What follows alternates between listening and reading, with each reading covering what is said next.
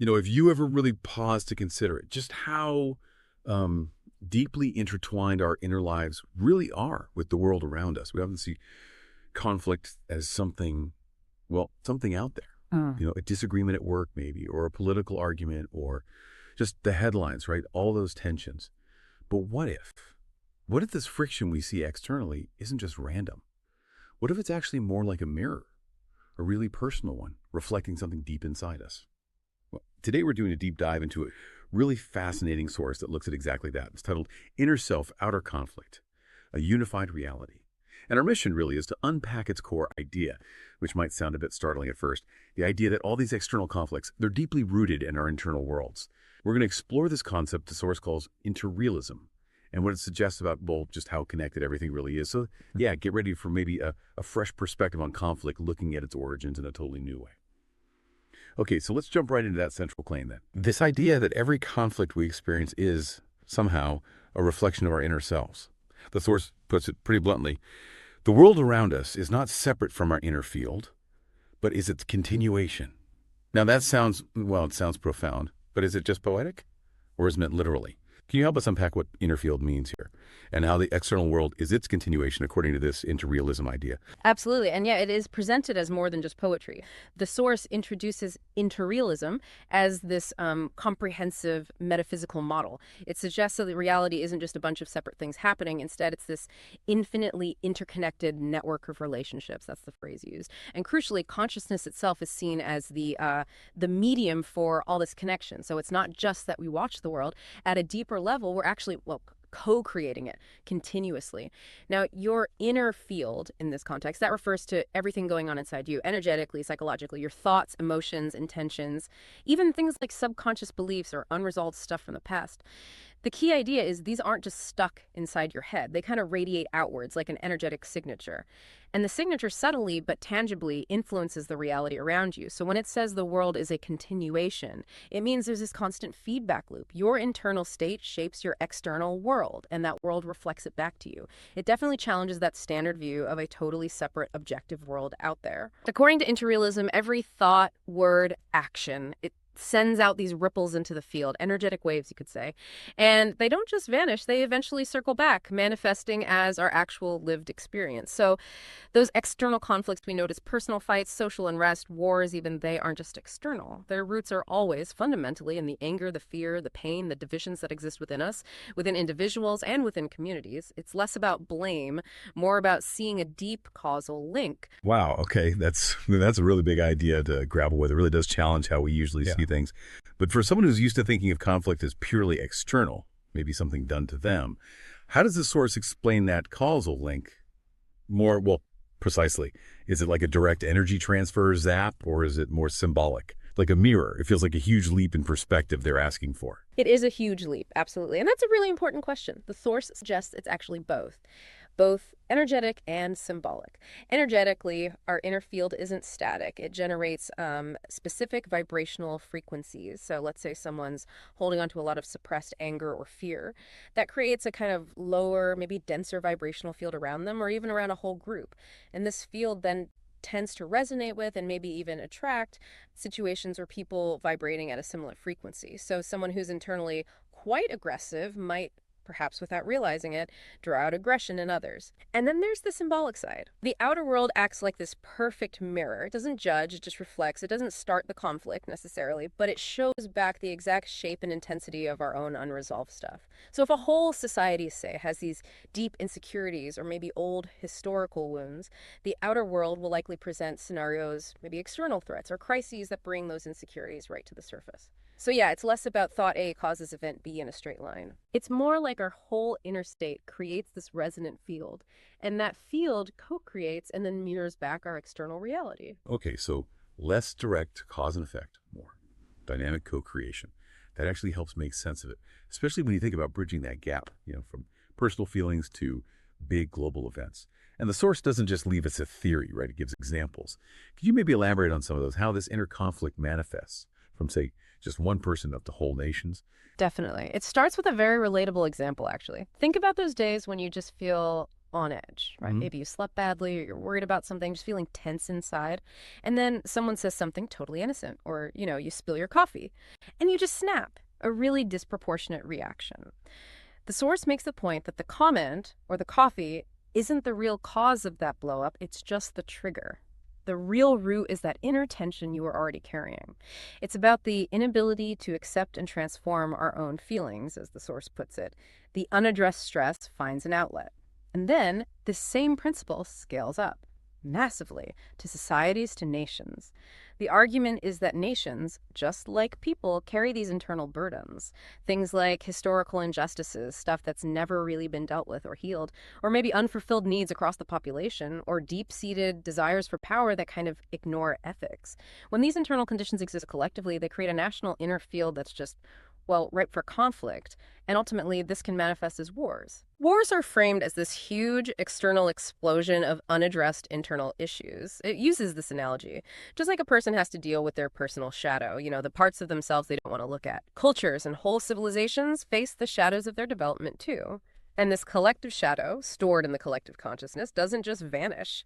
It bursts out as external conflict, basically forcing societies to look at what they've ignored inside. That really does offer a different lens on global events, doesn't it? It almost makes you think diplomacy isn't just about negotiating deals, but maybe also about nations needing to confront their own internal stuff, their shadows.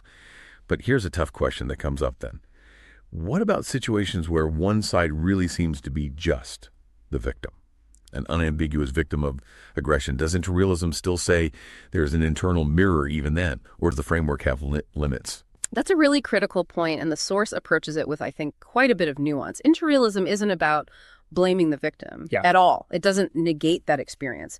What it does is invite us to look at the collective energetic field that kind of allows such things to happen. It suggests that even in cases of what looks like totally unprovoked aggression, there might be a deeper resonance.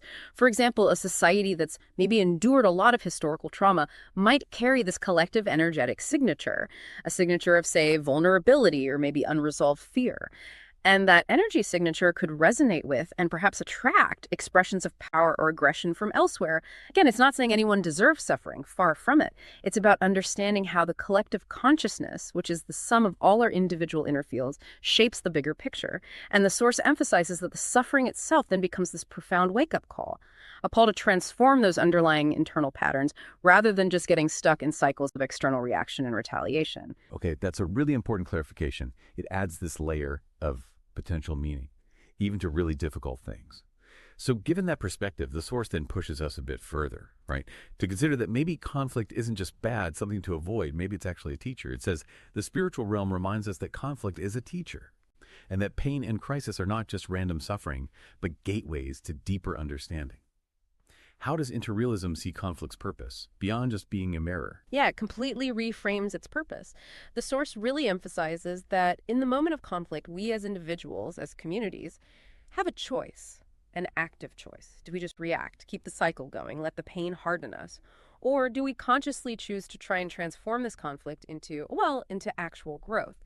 It's about seeing that the struggle itself contains information, valuable information about our inner world, about collective needs that aren't being met. So it's not about passively accepting suffering, not at all. It's about actively engaging with it, looking for its potential to lead to enlightenment, to evolution. And to back this up, the source points to various spiritual traditions.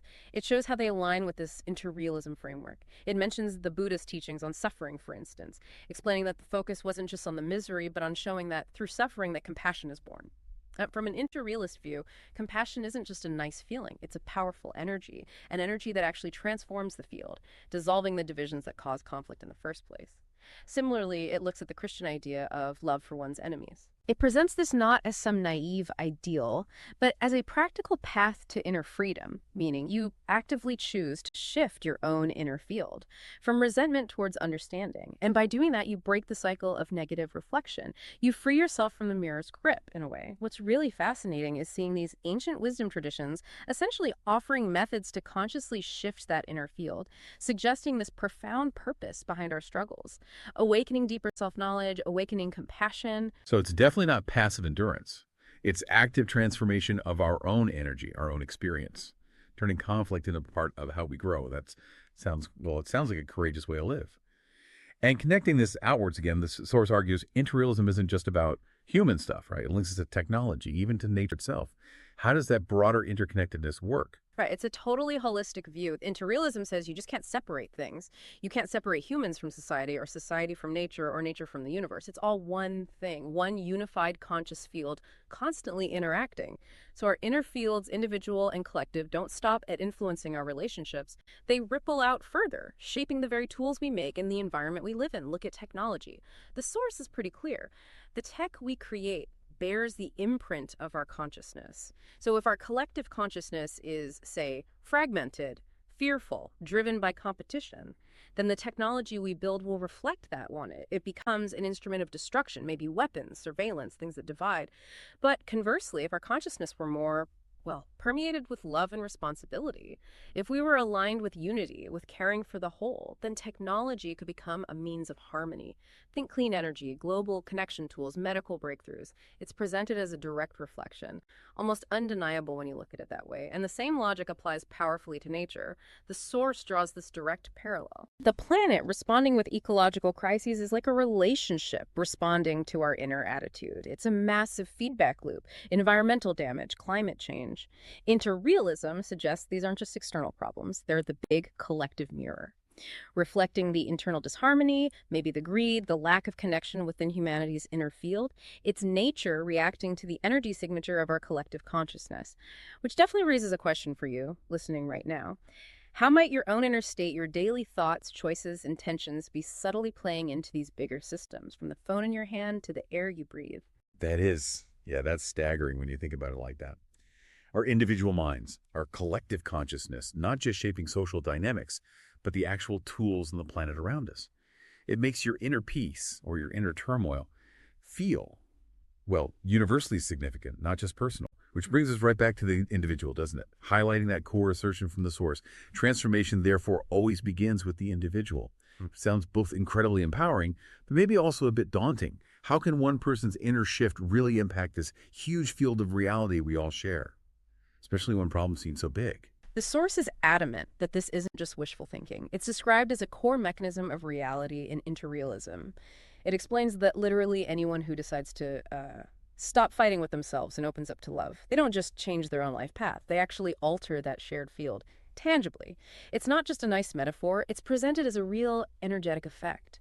When someone genuinely cultivates inner peace, when they work through their fear, transform anger into compassion, they start to radiate a different energy, a higher, more coherent frequency. And you've probably felt this, right? When someone walks into a room and they just feel calm and understanding, others pick up on it, even if unconsciously. Our nervous systems respond. That creates having to impose it by force. You don't even need to say anything. It's described as this non-local effect.